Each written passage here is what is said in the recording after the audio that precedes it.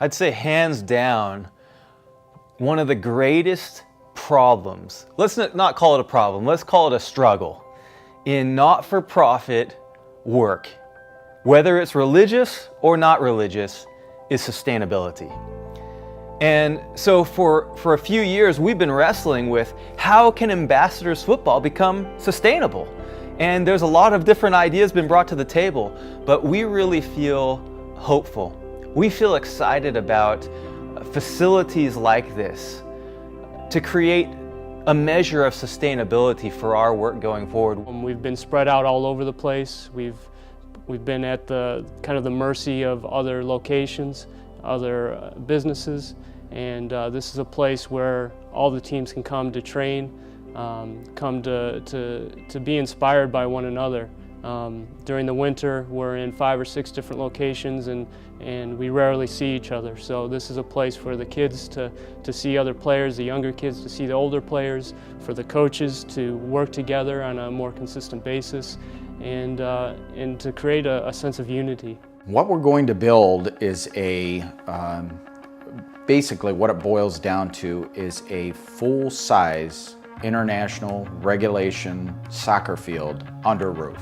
That's the intent of the building that we're building right now. We're going to do it in more than one phase. We're going to do it over the span of several years, but we're going to do it to where the end result is going to be an indoor soccer field, and that is something that doesn't exist in this city or actually in this region of Northeast Ohio. There's nothing quite like it here. So by full size, we're talking 2.5 acres under roof for the main facility. That'll be phase 2. Phase 1 is actually a smaller version of phase 2. It's going to be an indoor soccer facility that actually consists of a building that's about 24,000 square feet, and that will be the area that houses the final third of a regulation soccer field. It'll be an area where games could take place, practice will take place, all things involving soccer. In addition to the field area, there will be elevated above the field area, a viewing area that can be used by parents, can be used by coaches, can be used by those visiting the facility. We're going to have to go in, we're going to clear all the trees that you see here and try to leave what we can to still leave some visually pleasing trees on the property. Other than that though, we'll clear everything that we need to develop the land. All of the land is going to look much different than it does right now. We'll have driveways coming in from the street, we'll have parking areas, we'll have areas where actually kids can practice outside. We'll have areas that can happen. What you're looking at now is really just the land in its rawest form, and it will be developed into a clean, really well done facility, really in the span of a year. Coming alongside Ambassadors is an innovative way to come alongside us. It's a self-sustaining model. It's going to be producing cash flow for the organization, not only for it to sustain itself, but it's also going to help us grow as an organization. So that's key for a business person like myself, is to see this model not only pay for itself, but also sustain itself and allow the organization to grow. The project cost is about $2.7 million. About a third of that is already covered by Ambassadors, and we got about $1.8 million to go to fully fund the project.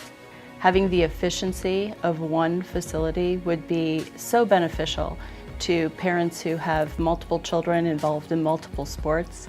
I can tell you over the years that my child has trained at 8 to 10 different fields, depending upon the season.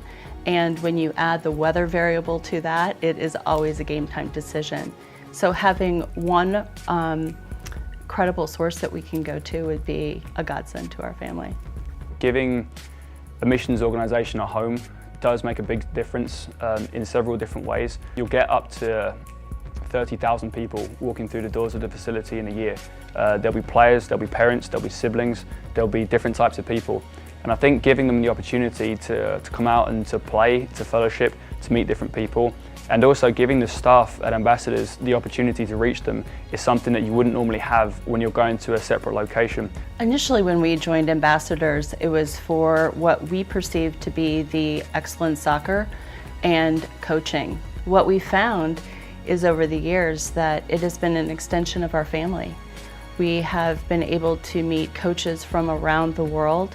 We've been host families to many of them, and it's enriched our lives in ways that we would not have previously imagined. We've been able to learn about what their personal journey has been, their struggles, their relationship with God, and it allows us to be better ambassadors here in our local community. Partnering with a local missions organisation does bring good recognition for companies. Being part of something that invests in the lives of young people all the way to adults is something that's quite hard to find sometimes.